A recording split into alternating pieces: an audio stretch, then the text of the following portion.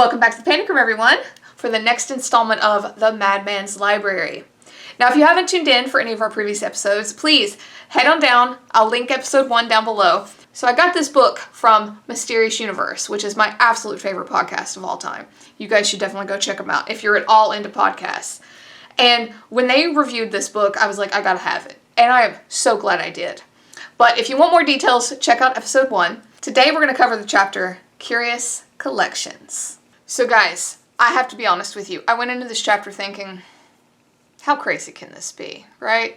We all have book collections. What could possibly be up to the same level as our previous chapters? Boy, was I wrong. Did we start off with a bang? So, let's begin, shall we? Okay, so you guys are all familiar with the Oxford English Dictionary, right? It's world renowned.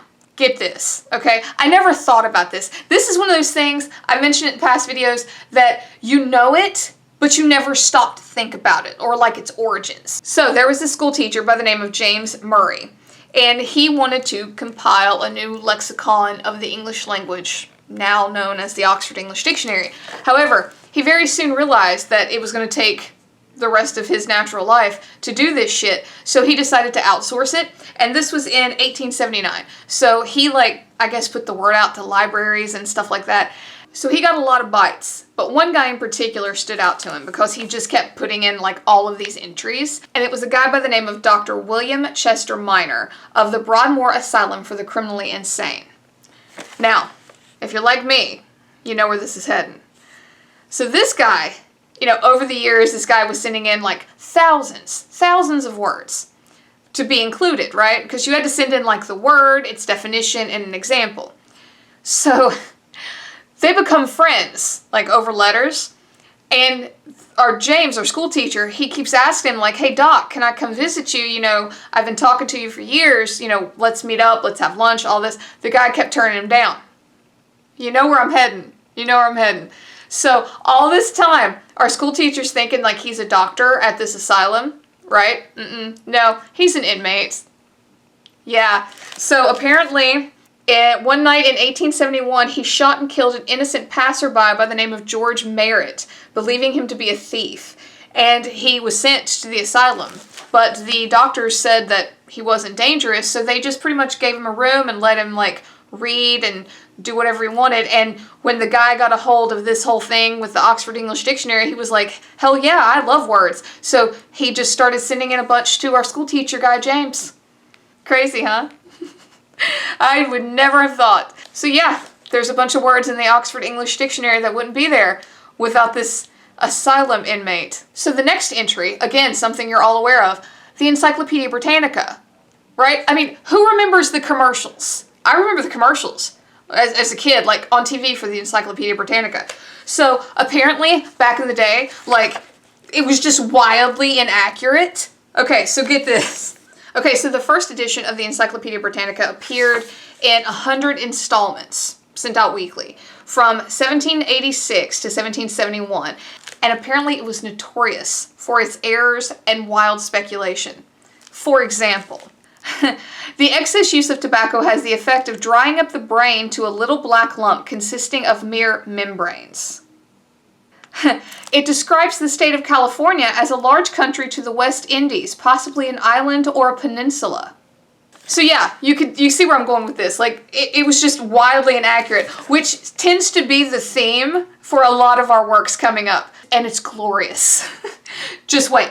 So it said that future editions started to kind of iron out a lot of these errors, but there were still some really funny entries. For example, in 1956, there was an entry that described rock and roll as insistent savagery. So this sort of gave rise to, I guess, what we would call today, fact checkers, and before then, there really wasn't such a thing. And our author, which you guys know, the author of our book, The Madman's Library, is just absolutely hilarious. He goes into talking about all these other, ancient books that didn't have fact-checking and how it could have possibly saved them. So let's start on some of these books about the fantastic beasts. And guys, remember, stick around to the end because, boy, do we have some really awesome pictures in this section. So our author talks about all these books of beasts, as he calls them, and how a lot of their descriptions and their illustrations were taken from these ancient classical writers like Pliny the Elder, Aristotle, and Herodotus. And Pliny the Elder, I hope that some of this was tongue-in-cheek, but I really think I would have gotten along with this guy. Listen, so he wrote about the pelican and how it was believed back then that the pelican tore its chest open, and that's how it brought forth young in its own blood. Much like a phoenix, like coming out of the ashes or things like this. Because you guys have to remember, all of these creatures that we know as fantastical today, like unicorns and minotaurs and all these, they all thought these were real. Alright? Like they thought they just dwelled on some island somewhere. And oh, some of these descriptions are just hilarious. So my personal favorite is the creature, the Bonacon or Bonasus, which is a bull-like creature that lived in the ancient kingdom of Pannonia, which is modern-day Macedonia. This creature is described as having horns that curled inward. So our author was like, you're probably wondering, how does it defend itself if its horns like curl inward? It shoots flaming hot dung out of its butt, and whatever it touches immediately bursts into flames. I'm not lying. Prepare yourselves.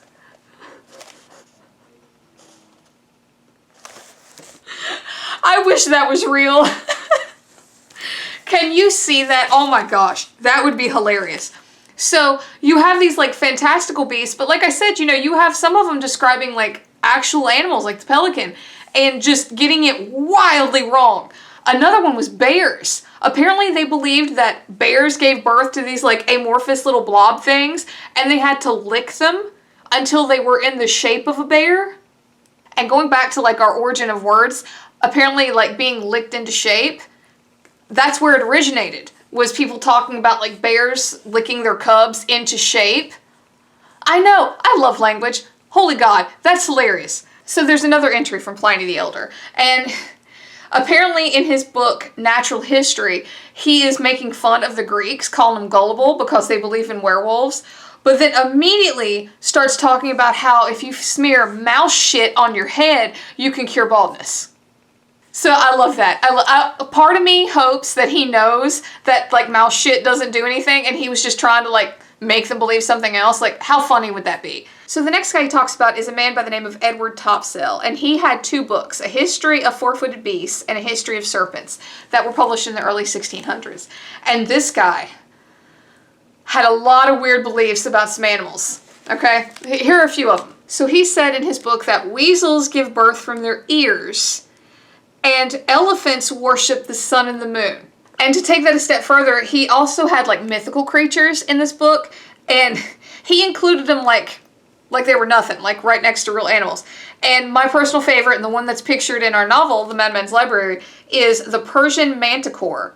And listen to this description. Before I show him to you, listen to this. He had a treble row of teeth beneath and above. His face and ears were likened unto a man, his eyes gray, and the color red, his tail like the tail of a scorpion of the earth. His voice was like the voice of a small trumpet or pipe. Tell me that doesn't sound like some biblical shit. Doesn't it? Now, check this out. Look at this face and tell me, you know, if you're going to sleep tonight. Look at that. Sweet dreams. That grin, that like triple layer of teeth grin, it's like I'm here to devour your soul. But yeah, that was the Persian manticore. Okay, so the next guy is, oh, this was great. It was Sir Thomas Browne. He was an English author who wrote on science, medicine, religion, and the esoteric. So this guy is actually credited with inventing a ton of words. And some of them are biped, approximate, elevator, hallucination, transgressive, selection. I mean, the list goes on. Tons. I think it said they credit him with 700 words, which is insane, right? He apparently kind of like balked at the like antiquity of his day, like this like prim and proper shit. So this guy decides he's going to put together an encyclopedia of what he called vulgar errors. And it was all of these like wild beliefs of his day that he wanted to debunk. Now, tell me if one of these doesn't sound familiar to all you Harry Potter fans out there. So some of the misbeliefs that he put in his book are how elephants don't have joints, that the flesh of a peacock cannot rot, that storks will only live in free states, and that mandrakes shriek upon being jerked out of the ground. So yeah, apparently this guy just took it upon himself in this book to debunk a bunch of these like whacked out beliefs. But get this, he didn't do it just for the hell of it. Like I told you, he wrote on science, right? So he would do all of these experiments to try to like prove that this shit isn't real. So they chronicle one of his experiments just as like an example. And it was apparently the belief that you could take a dead kingfisher bird and use it like a weather vane. So this guy, this guy Brown, he gets a bunch of dead birds, ties them to his ceiling, and just sits there and chronicles like them spinning and shit. Can you imagine if his wife walked in? Like, Tom, what the hell are you doing? Get this shit off my ceiling! So here's an interesting little side note for all my book lovers here. This was in one of the little blurbs under one of the pictures. Christopher Columbus's son, Hernando Colon, you guys know I'm excellent at saying all these names. He had this goal of wanting a copy of every book in existence. I know, he'd have fit in well here, wouldn't he? And as a result of this, he obviously didn't succeed, but as a result of this, he had over 20,000 books in his collection, which back in his day was one of the largest libraries in existence. So I thought that was kind of cool. So guys, in this chapter, there's actually a lot of like big 2-page spreads. Let me show you this one, and it was the tattooed tunny fish, which is obviously fake. But check this out. Isn't that gorgeous? Obviously, stay tuned till the end. You'll get to see it a little closer. But yeah, there's a lot of those in this chapter. I guess it's because there's so many animal references, they want to show you exactly what they're talking about. And here's a good example of that. I'm going to show you guys first, and I'll tell you what it is. Alright, so this little guy right down here. Okay? Yeah? Those aren't fins. Those are legs. Right? Alright. So apparently there was a guy by the name of Louis Renard, and he chronicled all these different types of fish, including mermaids, and he calls this one the running fish, or the poisson courant. I'm thinking that's French. I'm not entirely sure. But yeah, apparently he says he caught one of these things and kept it alive in his house for like 3 days, and he says it followed him around like a dog. Okay guys, so the next one is probably my favorite entry in this entire chapter. So this guy by the name of Francis Gross, he took it upon himself that he wanted to make a volume of like slang, slander, curse words, vulgar terms, you name it. He wanted to put it all together in a book. So how do you do that? You get a buddy and you go out to all of these like slummy areas like bars and whorehouses and stuff like that, and just hang around and ask him what they call things. This was in like the 1730s that he started this, and he is self-described as too fat to ride a horse and too poor to keep a carriage. So his work was published in 1785, a classical dictionary of the vulgar tongue. It literally just says that they would walk around in the pursuit of chronicling all of this crude and criminal slang that was omitted from like the proper dictionaries of the day. I love that. And you know what the best part is? They list some examples. So I'm not going to read all of the examples, but some of these are just too good. Listen to this. This is some of the slang, the vulgar language, if you will. So my personal favorite that I'm going to start with is cackling farts. And this was slang for eggs. Cackling farts. Alright, let's see another one. Casting up one's accounts. Puking. Vomiting. Marriage music, which is the squalling of children. I think that's pretty on the nose, actually. Let's see. Puff guts. A fat man. How about tormentor of the catgut, which is a fiddle player. I guess because it was made out of cat's guts. Maybe? I don't know. Artsy-vartsy, which is their, like, to fall head over heels. You fall artsy-vartsy. I love this. There's a lot more. Some of them are not exactly, G-rated, let's say. But I love the idea of this dude, and it said he had an assistant, and it specifically said that his assistant was like a nervous kind of person, so get that visual. there's this big guy with this tiny little nervous assistant walking around all these slums at like 2 o'clock in the morning, and I know he didn't have a microphone, but can you imagine him being like, hey, what do you call this? I love that. I love it so much. Here is his annotated copy of his work. And there's Francis, but there's his copy of the first vulgar dictionary. I would love to have that. Talk about a display piece. Okay, so the next one. Get this. This is not something that I ever thought would even be a thing. Okay, so apparently in the mid to late 1700s, there was a pocket list, like a little tiny book, called the Harris List of the Covent Garden Ladies. This was a cataloging of 120 to 190 prostitutes that like frequented the area. All right, so get this. They have a few of the entries here. And it wasn't just like what you think would be in there for a prostitute. Like, it was like, I don't know, their favorite color, or, hey, they like to wear this on Sundays, stuff like that. So here's one of the entries. This is for the genteel, agreeable Mrs. B of number 28 Frith Street, listed in the 1788 edition.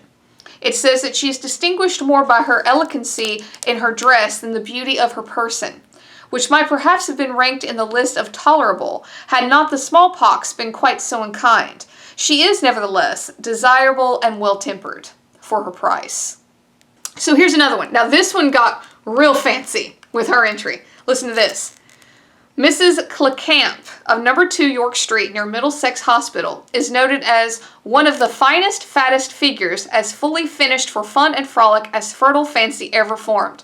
Fortunate for the true lovers of fat should fate throw them into the possession of such a full-grown beauty. Yeah, talk about a tongue twister. But kudos to her, man. Talk about like rolling off the tongue. Wow. Okay, so this next guy. He was a teacher, and apparently he kept a journal of all the terrible shit that his students did to him. Okay, and I know, it sounds like he's just whining, and he was. But his students were awful. So this teacher's name was Eliphalet Pearson. And he taught in like the late 17 to early 1800s. And at Harvard, he was a professor of Hebrew and other languages. And his whole entries are just these terrible things that students did. For example, at breakfast, biscuits, teas, and knives were thrown at me. It's talking about how, like, apparently he was just sitting at his desk with the, like, I guess the window cracked, smoking a pipe, and the students threw a snowball through and, like, whacked him in the back of the head with it. This poor dude. Okay, so the last one I think I'm going to talk about today was this enterprising young man by the name of Pedro Carolino. Now, Pedro was Portuguese, and he had this goal of wanting to make the world's first Portuguese to English dictionary, right? That's cool. Except Pedro didn't know any English, but he did have 2 books to help him. He had the Portuguese to French dictionary, and he had the French to English dictionary. So he thought, hey, I'll just do the legwork, be the middleman here, and translate all this shit. Now, if you know anything about languages, you know that a lot can get lost in translation. And that's exactly what happened here. But to hilarious ends. For example, apparently, and I feel bad for this guy because I really feel like he was trying. I do, because it says, like, in his book, he gives examples of different, like, possible conversations that you could be having in English, and he wanted to give you examples of the situations. And so apparently, for example, he gave the very well-known English expression of to crunch the marmoset. And they think that this possibly comes from the French phrase croquer le marmot. Again, you guys enjoying me trying to speak all these languages?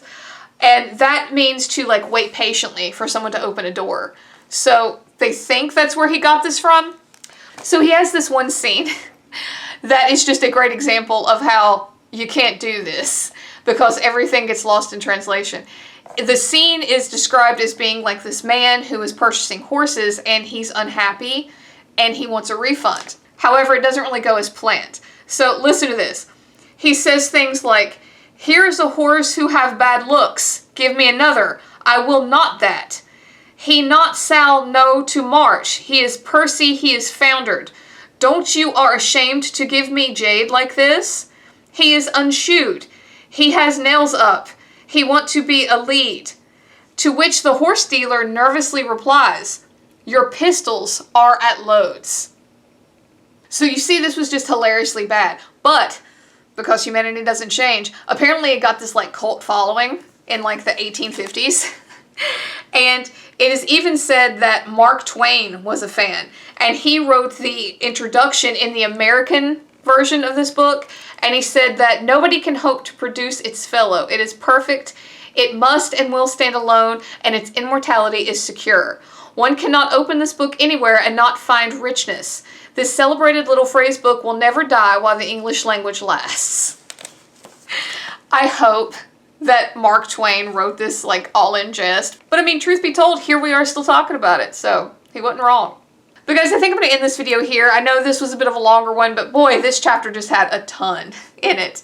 And like I said, stay tuned. We had a lot of double page spreads in this chapter that I want to add at the end, and some of them are beautiful, so stick around for that. But guys, thanks so much for hanging out. Let me know down below, what are you thinking of our books so far? You liking our podcast book, The Madman's Library? Let me know. But guys, thanks again for hanging out. Please like and subscribe. It would really help me out. And until next time, bye for now.